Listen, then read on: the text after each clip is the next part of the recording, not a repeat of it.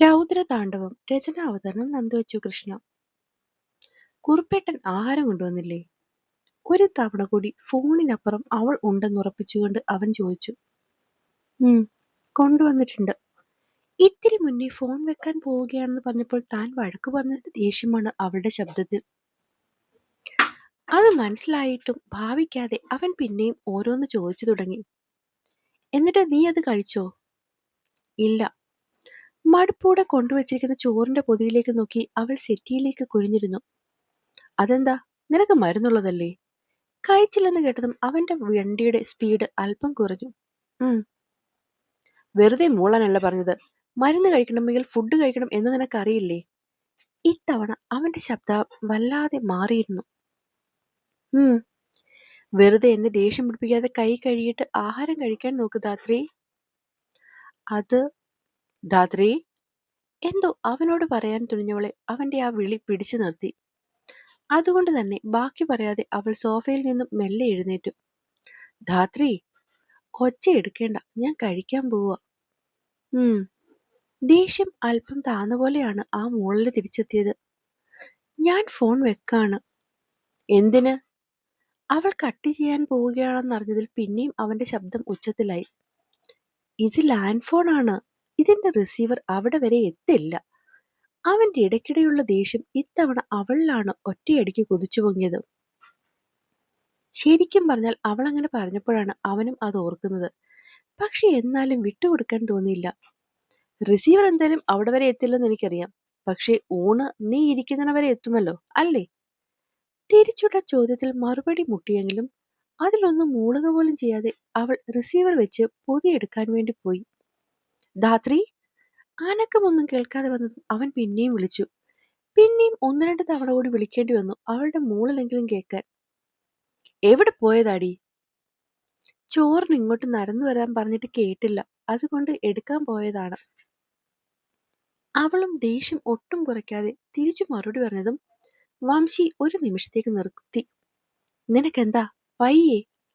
അവളുടെ ദേഷ്യപ്പെടലും തറുതല പറച്ചിലുമൊക്കെ അവന് വളരെ നോർമലായിട്ട് അറിയാവുന്നതാണെങ്കിലും ഇന്നെന്തോ പെണ്ണിന്റെ സംസാരവും ദേഷ്യമൊന്നും അതുപോലെയല്ലെന്നൊരു തോന്നലുണ്ടായതുപോലെയായിരുന്നു അവന്റെ തിരിച്ചുള്ള ചോദ്യം.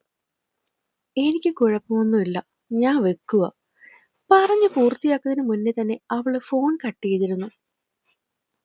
ഈ പെണ്ണിതെന്താ പറ്റിയേ? അഹങ്കാരി. അല്ലെങ്കിലും ഇവളുടെ കാര്യമൊക്കെ വിളിച്ചു ചോദിക്കാൻ നിന്ന് എന്നെ വേണം തല്ലാൻ. സ്വയം പഴി പറഞ്ഞവൻ കാറിന്റെ സ്റ്റിയറിംഗിലേക്ക് ആഞ്ഞടിച്ചു. ഇവക്കൊക്കെ വയ്യെന്നറിഞ്ഞ് കൂട്ടിരിക്കാൻ പോകുന്ന എന്നെയുണ്ടല്ലോ. വണ്ടി ഓവർ സ്പീഡിൽ കൊണ്ടുവന്ന് നിർത്തി യു ടേൺ എടുക്കാൻ പോയതും അവന്റെ മനസ്സിലേക്ക് മറ്റൊരു ചിന്ത ഇടച്ചു കയറി വന്നു. ഇനിയിപ്പം മുറിവിന്റെ വേദന വല്ലതുമാകുമോ പെണ്ണ്? അതിന്റെ ദേഷ്യമാകുമോ ഈ കാണിച്ചു കൂട്ടുന്നത്? ആ ഒരു വെപ്രാളം മനസ്സിലേക്ക് വന്നതും കാറിലിരുന്നവൻ പിന്നെയും അവളെ വിളിച്ചു. എന്താ വിച്ചേട്ടാ? അത്രയും മുഷിഞ്ഞുകൊണ്ടായിരുന്നു ആ എടുപ്പ്. നിനക്കെന്താ പറ്റിയത്? വേദന എടുക്കുന്നുണ്ടോ? അല്പം മുന്നേ ചോദിച്ച പോലെ ദേഷ്യത്തോടെ അല്ലായിരുന്നെങ്കിലും ആ സ്വരത്തിൽ ആവോളം ഗൗരവമുണ്ടായിരുന്നു. ധാത്രി, എനിക്ക് ചോറ് വേണ്ട. വാട്ട്?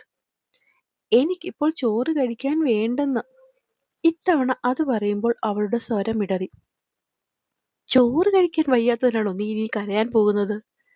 അവൻ ആ നേരം ഉള്ളിലടക്കി ദേഷ്യം അവൻ അറിയാതെ തന്നെ പുറത്തു ചാടി. ധാത്രി, തമാശയല്ല. ഉച്ചയ്ക്ക് ഫുഡ് കഴിച്ചിട്ട് നിനക്ക് പെയിൻ കില്ലർ എടുക്കാനുള്ളതാണ്. അത് നേരത്തെ കഴിച്ചില്ലെങ്കിൽ നീ ഇപ്പോൾ വേദനിക്കുന്ന പോലെ ആയിരിക്കില്ല ആ നേരമുള്ള നിന്റെ വേദന. അറിയാം വിച്ചേട്ടാ, പക്ഷേ ഓക്കെ, അത് വിട്. നീ ബിരിയാണി കഴിക്കുമോ? അവളുടെ മൂള കേട്ടതും കൂടുതൽ തർക്കിക്കാൻ നിൽക്കാതെ അവൻ ഫോൺ കട്ട് ചെയ്ത് ഒപ്പം തന്നെ മുന്നിൽ കണ്ട ഹോട്ടലിലേക്ക് അവൻ വണ്ടി ഓടിച്ചു കയറ്റി. ഏതാണ്ട് ഒരു 5 മിനിറ്റിനുള്ളിൽ ബിരിയാണി കിട്ടി. അത് ബില്ല് ചെയ്യാൻ തുടങ്ങിയപ്പോഴാണ് സൈഡിലെ ഫ്രീസറിൽ ഐസ്ക്രീം കാണുന്നത്. അവളുടെ ഐസ്ക്രീം കൊതി എപ്പോഴൊക്കെയോ കാണുകയും കേൾക്കുകയും ചെയ്തതുകൊണ്ട് അവൻ ഫ്രീസർ തുറന്ന് മാംഗോ ഫ്ലേവറിന്റെ ഒരു വലിയ ബോക്സ് ഐസ്ക്രീം കൂടി കയ്യിലെടുത്തു. പിന്നെയും ഒരു 20 മിനിറ്റിന്റെ ഡ്രൈവ് ഉണ്ടായിരുന്നത് 10 മിനിറ്റ് പോലും തികയാതെ അവൻ വണ്ടി വീടിനുള്ളിലേക്ക് ഓടിച്ചു കയറ്റി.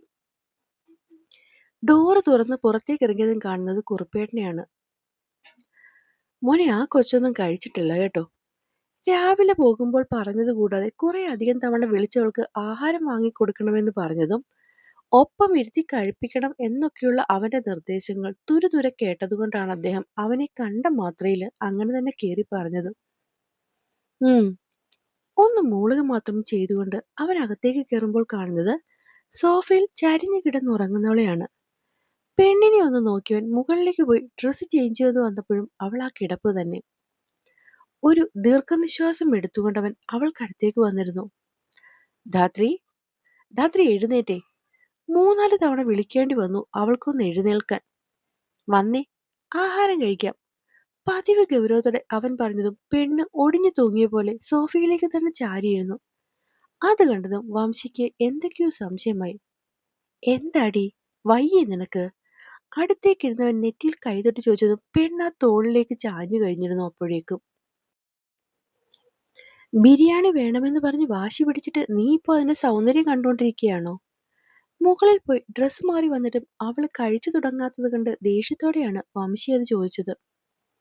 വന്ന വാക്കിന് സോഫയിലേക്ക് ഇരുന്നപ്പോൾ തന്റെ തോളിൽ ചാരിയിരുന്നവളെ മരുന്ന് കഴിക്കേണ്ടതിന്റെ പേരും പറഞ്ഞ് ഇത്തിരി ശബ്ദം ഉയർത്തിയാണവൻ ആഹാരം കഴിക്കാൻ പിടിച്ചിരുത്തിയത്. അത് കഴിഞ്ഞുപോയി ഡ്രസ്സും മാറ്റി ഫ്രഷായി വന്നിട്ടും പെണ്ണ് കഴിച്ചു തുടക്കാതിരിക്കുന്ന കണ്ടവന് പിന്നെയും ശരിക്കും ദേഷ്യം വരുന്നുണ്ടായിരുന്നു. ഏട്ടൻ വന്നിട്ട് കഴിക്കാമെന്ന് കരുതി. മെല്ലെയാണ് അവള് മറുപടി പറഞ്ഞത്. സാധാരണ താൻ എന്തെങ്കിലും പറഞ്ഞാൽ ഒന്നിന് രണ്ടായി മറുപടി പറയുന്നവളുടെ ഭാവവും ക്ഷീണവും ഒക്കെ കണ്ട് അവൾക്കിനി വീണ്ടും വയ്യാതായോന്നവൻ വെപ്രാളപ്പെട്ടു. കാരണം സ്വരമൊക്കെ വല്ലാതെ താഴ്ന്നാണ് സംസാരം. ആഹാരം കഴിച്ചാൽ മാത്രമേ നിനക്ക് പെയിൻ കില്ലർ എടുക്കാൻ പറ്റൂ. അതുകൊണ്ട് പെട്ടെന്ന് കഴിച്ച് എഴുന്നേൽക്കാൻ നോക്ക്.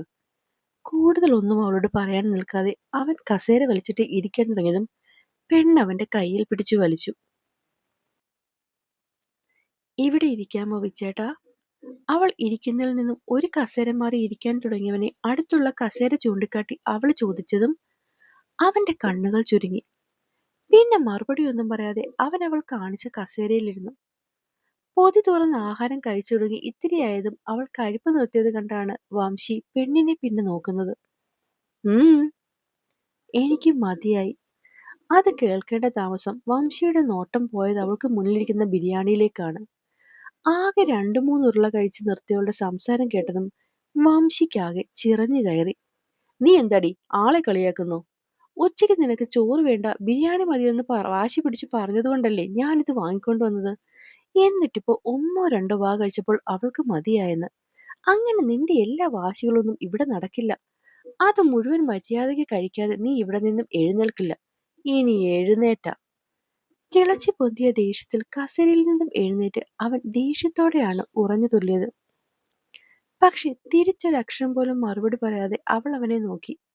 പിന്നെ മുന്നിലിരുന്ന ബിരിയാണി നീക്കി വെച്ച് അവൻ കഴിച്ചത് ചോറിന്റെ സൈഡിൽ നിന്നും കഴിച്ചു തുടങ്ങി. ഡി, നീ ഇതെന്താ കാണിക്കുന്നേ? അവൻ കുഴച്ചു വെച്ചിരുന്ന ചോറിനറ്റം പിടിച്ചിരുന്ന് കഴിക്കുന്നവളെ കണ്ടതും വംശിക്കാകെ കിളി പാറിയതുപോലായി. ഞാനും കൂടി ഈ ചോറുണ്ടോളാം. എടി ബിരിയാണി, ഏട്ടന് വേണമെങ്കിൽ ഏട്ടൻ കഴിച്ചോ, അല്ലെങ്കിൽ ഞാൻ പിന്നെ കഴിച്ചോളാം. പറയുന്നതിനൊപ്പം തന്നെ അവള് ചോറിൽ അല്പം പുളിശ്ശേരി കൂടി ചേർത്ത് കഴിക്കാൻ തുടങ്ങി. സത്യം പറഞ്ഞാൽ ഈ നേരത്ത് ആകെ പെട്ടുപോയത് വംശിയാണ്. ഒന്നാമത് നന്നായി വിശക്കുന്നു. അതിന്റെ കൂടെ ബിരിയാണിയും ചോറും അവളും തന്നെ തിന്നാൻ എടുത്തേക്കുന്നു. ഈ ചേട്ടന് വിശക്കുന്നില്ലേ? കഴിച്ചുകൊണ്ടിരുന്നവൾ ഇതുവരെ ഇരിക്കാതെ തന്നെ നോക്കി നിൽക്കുന്നവരോട് ചോദിച്ചു. എന്റെ ആഹാരമല്ലേ നീ ഇപ്പൊ കഴിച്ചുകൊണ്ടിരിക്കുന്നത്? അതിന് ഇത് മുഴുവനൊന്നും എനിക്ക് വേണ്ട. ഏട്ടനും ഒപ്പം ഇരുന്ന് കഴിച്ചോ. ഇലയിലേക്ക് കണ്ണു കാണിച്ചവൾ പറഞ്ഞതും വംശി ദേഷ്യത്തോടെ അവിടെ നിന്നും പോകാൻ നോക്കി. വിച്ചേട്ടാ, പോകാൻ പോയവനെ പിടിച്ചു നിർത്തി പെണ്ണ കണ്ണിലേക്ക് നോക്കി. ഞാൻ ഇതിൽ നിന്ന് കഴിക്കുന്നതുകൊണ്ടാണോ വിച്ചേട്ടൻ തൊടാത്തത്? കണ്ണും നിറച്ചുകൊണ്ടുള്ള ചോദ്യം കേട്ടതും വംശി അവളെ ഒന്ന് ദയിപ്പിച്ചു നോക്കിയിട്ട് ഇലയിലേക്ക് തന്നെ കൈയിട്ടു. അതിൽ നിന്നും ഒരിത്തിരി കൂടി കഴിച്ചതിന് ശേഷം അവൾ എഴുന്നേറ്റു. ഡി, ശരിക്കും മതിയായിട്ടാ. അത്രയും ക്ഷീണം പോലെ അവൾ പറയുന്ന കേട്ടതും പിന്നൊന്നും പറയാൻ അവൻ നിന്നില്ല. ഒക്കെ കഴിച്ചു കഴിഞ്ഞ് ഇലയും മാറ്റി ബിരിയാണി ആ കാസറോളിൽ തന്നെ അടച്ചു വെച്ച് തിരിച്ചു വരുന്നവൻ കാണുന്നത് സോഫയിൽ ആകെ ചടഞ്ഞുകൂടിയിരിക്കുന്നവളെയാണ്. ധാത്രി, മരുന്നെല്ലാം കഴിച്ചേട്ടാ. ഓഫീസിൽ നിന്ന് ഇറങ്ങുമ്പോഴേ കഴിച്ചതിന് ശേഷം അല്പം ഒന്ന് മയങ്ങണമെന്ന് വിചാരിച്ചു തന്നെയാണ് വന്നത്. കാരണം ഇന്നലത്തെ ഉറക്കമൊന്നും ശരിയായിട്ടില്ല. പക്ഷേ ഇതിപ്പോ ഇവളുടെ ഈ മട്ടും ഭാവവും ഒക്കെ കാണുമ്പോൾ പെണ്ണിന് എന്തോ വയ്യായികയുണ്ടെന്ന് ഉറപ്പാണ്. പക്ഷെ എത്രയൊക്കെ ചോദിച്ചിട്ടും അവളായി ഒന്നും പറയുന്നുമില്ല. വയ്യായികയാണെങ്കിൽ ആ മുഖത്തിങ്ങനെ എഴുന്ന നിൽപ്പുമുണ്ട്. പക്ഷെ എത്രയാണെന്ന് കരുതിയാ വീണ്ടും വീണ്ടും ചോദിക്കുക? അവൻ ഒരു നെടുവീർപ്പോടെ ലാപ്പുമായി സോഫയിലേക്ക് ഇരുന്നതും കുറച്ചു മുന്നത്തെ പോലെ ഒരു ഭാരം ഇടതു കൈയിൽ വന്നു ചേർന്നു. അതറിഞ്ഞ ഭാവമെടുക്കാതെ അല്പം കൂടി ചാഞ്ഞിരുന്നതും പെണ്ണിന് കയ്യിൽ കിടക്കാൻ നല്ല സൗകര്യമായി. കുറച്ചു കഴിഞ്ഞതുമല്ല അവളുടെ തല ചാഞ്ഞു ചാഞ്ഞ് താഴേക്ക് വരുന്നു തോന്നിയതും അവൻ ലാപ്പ് സൈഡിലേക്ക് മാറ്റിവെച്ചവളെ മടിയിലേക്ക് കയറ്റി കിടത്തി. എന്താടി നിനക്ക്? എന്തേലും ഉണ്ടെങ്കിൽ ഒന്ന് പറഞ്ഞുകൂടെ? പെണ്ണിന്റെ തലയിൽ മെല്ലെ തലോടി അവനും സോഫയിലേക്ക് ചാഞ്ഞിരുന്നു. പിന്നെ വംശി കണ്ണു തുറക്കുന്നത് സന്ധ്യയ്ക്കാണ്. സോഫയിൽ ഇരുന്നാണെങ്കിലും നല്ലോണം ഉറങ്ങി. ഇപ്പോഴും മടിയിൽ കിടന്നുറങ്ങുന്നവൾ സുഖനിദ്രയിലാണ്. അവനൊന്നും മുഖം കഴുകി വന്ന് പുറത്തേക്ക് ഇറങ്ങാൻ തുടങ്ങിയതും കണ്ടു കുറുപ്പേട്ടൻ അവിടേക്ക് വരുന്നത്. സിദ്ധിമോൾ എവിടെ? ഇന്ന് വിളക്കൊന്നും വെക്കുന്നില്ലേ കൊച്ച്? അപ്പോഴാണ് അങ്ങനെ ഒരു കാര്യം പോലും വംശി ഓർക്കുന്നത്. അവൻ അയാൾക്ക് മറുപടിയൊന്നും കൊടുക്കാതെ തിരിച്ചകത്തേക്ക് വന്ന് സോഫയിൽ കിടന്നുറങ്ങുന്നവളെ മെല്ലെ വിളിച്ചുണർത്താൻ നോക്കി. ധാത്രി, ധാത്രി എഴുന്നേൽക്ക്. വിളി 3-4 തവണയായതും അവൾ ക്ഷീണം മാറാത്ത പോലെ എഴുന്നേറ്റു. എഴുന്നേറ്റ് ഫ്രഷായി വാ. വിളക്ക് കത്തിക്കേണ്ട സമയം കഴിഞ്ഞു. ഒരുപാട് നേരം കഴിഞ്ഞു. അത് കേട്ടതുമല്ല പെണ്ണിന്റെ മുഖം മാറി. ധാത്രി, അത് അത് പിന്നെ കുറുപ്പേറിനോട് വിളക്ക് കത്തിക്കാൻ പറയുമോ? മുഖം കുനിച്ചവനെ നോക്കാതെ പെണ്ണ് പറഞ്ഞതും അവന്റെ മുഖം ചെറുകി. അതെന്തിനാ? എന്നും നീയല്ലേ വെക്കുന്നേ? പിന്നെന്താ ഇന്നൊരു പ്രത്യേകത? അവന്റെ ചോദ്യം കേട്ടതും മറുപടി എന്തു പറയണമെന്നറിയാതെ പെണ്ണ് വിരലുകൾ അഴിച്ചും പിണച്ചും ഒക്കെ അവനെ വെറുതെ ഒന്ന് നോക്കി. പിന്നെ മുഖം താഴ്ത്തി. ധാത്രി, വിച്ചേട്ടൻ കുറുപ്പേട്ടനോട് പറഞ്ഞാൽ മതി. കുറുപ്പേട്ടൻ വെച്ചോളും വിളക്ക്. കൂടുതലൊന്നും പറയാതെ അവൾ സോഫയിൽ നിന്ന് എഴുന്നേറ്റതും വംശി അവളുടെ കയ്യിൽ പിടിച്ചു നിർത്തി. പെട്ടെന്നുള്ള നീക്കമായതുകൊണ്ട് തന്നെ പെണ്ണൊന്ന് ഭയന്നു. പക്ഷെ അതിലും ഞെട്ടിപ്പോയത് പിന്നെയുള്ള അവന്റെ ചോദ്യം കേട്ടിട്ടായിരുന്നു. Are you in periods? അവന്റെ മുഖത്തേക്ക് നോക്കിയവളുടെ കണ്ണുകൾ രണ്ടും ഇപ്പോൾ ഉരുണ്ട് താഴെ വീഴുമെന്ന പോലെയായിരുന്നു പെണ്ണിന്റെ പിന്നെയുള്ള ഇരിപ്പ്. നീ എന്താ ഇങ്ങനെ നോക്കുന്നത്? അതാണോ കാര്യം? വളരെ നോർമലായി ചോദിക്കുന്നവന്റെ അടുത്ത് എന്ത് മറുപടി പറയണമെന്നറിയാതെ പെണ്ണ് പിന്നെയും അവനെ നോക്കി നിന്നതല്ലാതെ പ്രത്യേകിച്ച് മറുപടി ഒന്നും പറഞ്ഞില്ല. പെണ്ണെ, എന്തെങ്കിലും ചോദിച്ചാൽ മറുപടി വേണം എനിക്ക്. ഇത്തവണ ശബ്ദത്തിലെ സൗമ്യത മാറി അവിടെ ഗൗരവം നിറഞ്ഞു. ആയിട്ടില്ല. അവനെ നോക്കാതെ പതുക്കെയാണ് പറഞ്ഞത്. അപ്പോ അതല്ലേ പ്രശ്നം? ഇത്തവണ സംശയമെല്ലാം അവനിലായിരുന്നു. ധാത്രി, നിനക്കെന്തെങ്കിലും പ്രശ്നമുണ്ടെങ്കിൽ എന്നോട് തുറന്നു പറയാം. അതിപ്പോൾ പീരിയഡ്സിന്റെ ആണെങ്കിൽ പോലും. അതല്ലാതെ നീ എന്തെങ്കിലും മനസ്സിൽ വെച്ചുകൊണ്ടിരുന്നാൽ അത് കണ്ടുപിടിക്കാനുള്ള സൊല്യൂഷൻ ഒന്നും എനിക്കറിയില്ല. എന്നെ സംബന്ധിച്ചോളം അതെല്ലാം ഹെർക്കൂലിയൻ ടാസ്ക് ആണ്. So it is better to talk properly. സ്വന്തം വാക്കുകളിൽ അല്പം പോലും ദേഷ്യമോ ഒച്ചപ്പാടോ വരരുതെന്ന് പൂർണ്ണമായും ശ്രദ്ധിച്ചുകൊണ്ടാണ് അവൻ അവളോട് അതെല്ലാം പറഞ്ഞത്. സോ പറയ്, എന്താ നിന്റെ പ്രശ്നം? അത് പിന്നെ അവളൊന്ന് നിർത്തി. ഇങ്ങനെയുള്ള കാര്യങ്ങളൊന്നും ഇതുവരെ ഏതെങ്കിലും പുരുഷന്മാരോട് പറഞ്ഞ ശീലമില്ല. ഇവിടെ അമ്മമാരാരെങ്കിലും ഉണ്ടായിരുന്നെങ്കിൽ രണ്ടുപേർക്കും തന്റെ മാറിയ രീതികൾ കാണുമ്പോഴേ മനസ്സിലാവും. ആ ദിവസങ്ങളാണെങ്കിൽ കോളേജിലും സ്കൂളിലും ഒന്നും പോകാറില്ല. ഒപ്പമുള്ള ആൺസുഹൃത്തുക്കൾക്ക് ആർക്കെങ്കിലും മനസ്സിലാവാൻ പേടിച്ചിട്ടാണ്. അങ്ങനെയുള്ളിടത്ത് ആദ്യമായാണ് ഒരാണ് വന്ന് തന്നോട് പ്രശ്നങ്ങൾ പറയാൻ നിർബന്ധിക്കുന്നത്. അവളുടെ മനസ്സിൽ പലവിധ ചിന്തകളും മതിക്കാൻ തുടങ്ങി. ധാത്രി, അടുത്തിരിക്കുന്നവന്റെ വിളിയിൽ പെണ്ണ് ഞെട്ടി അവനെ നോക്കി. തന്നിൽ നിന്നും മറുപടി കേൾക്കാതെ അവൻ അവിടെ നിന്നും അനങ്ങുന്നില്ലെന്ന് തോന്നിയതും പെണ്ണ് ആ മുഖത്തു നിന്നും കണ്ണുകൾ പിൻവലിച്ച് കുനിഞ്ഞിരുന്നു. എനിക്കിതുവരെ മെൻസ്ട്രേഷൻ ആയിട്ടില്ല. പക്ഷെ ആവുന്നതിന് മുന്നേ തന്നെ എനിക്ക് ഭയങ്കര ബുദ്ധിമുട്ടുകളാണ്. വയറും നട്ടലും ഒക്കെ പിരിഞ്ഞു പോകുന്ന പോലെ നോവും. അടിവയറ്റിലൊക്കെ ഭയങ്കര വേദനയാ. പിന്നെ വെറുതെ വെറുതെ കരച്ചിൽ വരും. ദേഷ്യവും അതുപോലെ. വേറെ? അവളെ കാര്യത്തോടെ കേട്ടുകൊണ്ടിരുന്നവന്റെ മറുചോദ്യത്തിൽ പെണ്ണ് മുഖമുയർത്തിയൊന്ന് നോക്കി. നേര് പറഞ്ഞാൽ 1-2 വാക്കിൽ തന്റെ പ്രശ്നങ്ങളൊക്കെ പറഞ്ഞു നിർത്തണമെന്ന് കരുതിയതാണ്. പക്ഷെ എന്തോ അവനോടൊന്നും ഒളിക്കാൻ കഴിയില്ല. അത്രയും പേഴ്സണലായ കാര്യം പോലും അവനോട് പറയുമ്പോൾ മറ്റൊരാളെന്ന പോലെ ഫീലിങ്സ് മനസ്സിൽ വരാറില്ല. അതാണ് ഒക്കെയും അതുപോലെ പറഞ്ഞത്. പക്ഷേങ്കിൽ ഇപ്പോൾ അവൻ തന്നെ കേൾക്കാൻ കൂടുതൽ ആകാംക്ഷ കാണിക്കുന്ന കാണുമ്പോൾ എന്തിനെന്നറിയില്ല കരച്ചിൽ വരുന്നു, ഒപ്പം സന്തോഷവും. പെണ്ണിന്റെ ഉള്ളം പറഞ്ഞറിയിക്കാൻ കഴിയാത്ത 1000 വികാരങ്ങളാൽ വന്ന് തിക്കുമുട്ടി. നിനക്ക് ആഹാരക്കാര്യത്തിലും അങ്ങനെയൊക്കെ എന്തെങ്കിലും ബുദ്ധിമുട്ടുണ്ടോ ഈ സമയത്ത്? ബിരിയാണി വേണമെന്ന് വാശി പിടിച്ചവൾ തനിക്കൊപ്പം ചോറ് തിന്നുന്നത് കണ്ടപ്പോഴേ തോന്നിയ സംശയം എന്തോ മറച്ചു വെക്കാൻ തോന്നിയില്ല അവന്. അതിനവൾ ഒന്ന് മൂളി.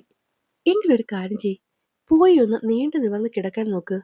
അപ്പൊ ചിലപ്പോ ഈ ബുദ്ധിമുട്ടുകളൊക്കെ അങ്ങ് മാറിയേക്കും. മറുത്തൊന്നും പറയാതെ പെണ്ണ് മുറിയിലേക്ക് കയറിപ്പോയി. പിന്നെയും കുറച്ചെന്തൊക്കെയോ ചെയ്തിട്ടാണ് അവൻ മുകളിലേക്ക് ചെന്നത്.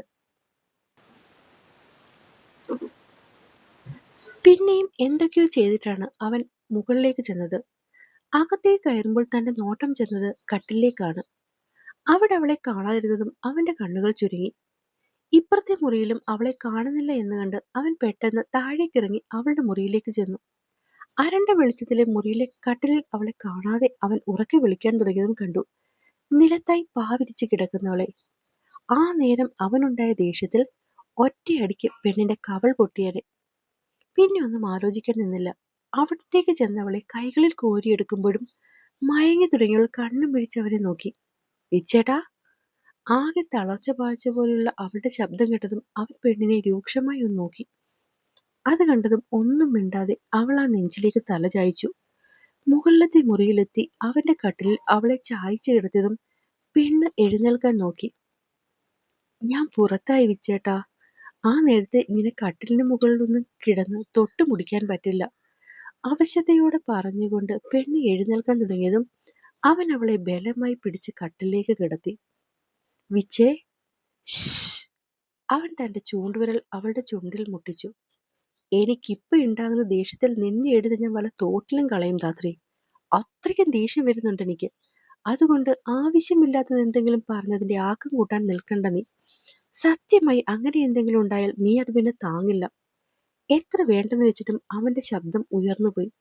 അത് കേട്ടതും സത്യം പറഞ്ഞാൽ ഭയത്തിനു പകരം വല്ലാത്തൊരു സന്തോഷമാണ് അവളിൽ ഉണർന്നത്. പെണ്ണ് ഒരു പുഞ്ചിരിയോടെ അവനെ നോക്കി. സാധാരണ താൻ വഴക്ക് പറയുമ്പോൾ ഒന്നിനു പകരം 2 പറയുന്നവളുടെ അല്ലെങ്കിൽ കരയുന്നവളുടെ ഈ ഭാവം ഇത്തവണ അവനെ ചെറുതായൊന്നുമല്ല ഞെട്ടിച്ചത്. വിച്ചേട്ടന്റെ ജോലി കഴിഞ്ഞോ? എന്തിനാ? ഞാൻ പോയിട്ട് വീണ്ടും നിലത്തിറങ്ങി കിടക്കാനാണോ? ചെക്കൻ ദേഷ്യത്തോടെ തിരക്കി. അല്ലെന്നവൾ തലയാട്ടി. പിന്നെന്തിനാ? അവളുടെ മുഖത്തേക്ക് നോക്കി അവൻ അറിയാതെ ചോദിച്ചു. എന്റെ ഒപ്പം ഇരിക്കുവോ? എനിക്ക് ഉറങ്ങാനാ. പറയുന്നതിനൊപ്പം തന്നെ സൈഡിലിരുന്നവനെ അല്പം കൂടി അടുത്തേക്ക് പിടിച്ചിരുത്തി അവൾ നീങ്ങിക്കിടന്നു. അപ്പോൾ എന്നെ കേൾക്കുകയും വായിക്കുകയും ചെയ്ത എൻ്റെ കൂട്ടുകാർക്ക് കഥ ഇഷ്ടമാകുന്നുണ്ടെങ്കിൽ സബ്സ്ക്രൈബ് ചെയ്ത് സപ്പോർട്ട് ചെയ്യാൻ മറക്കല്ലേ. നിങ്ങൾ സബ്സ്ക്രൈബ് ചെയ്ത് കഴിഞ്ഞാൽ അതെനിക്ക് വലിയ ഉപകാരമാകും. നന്ദി.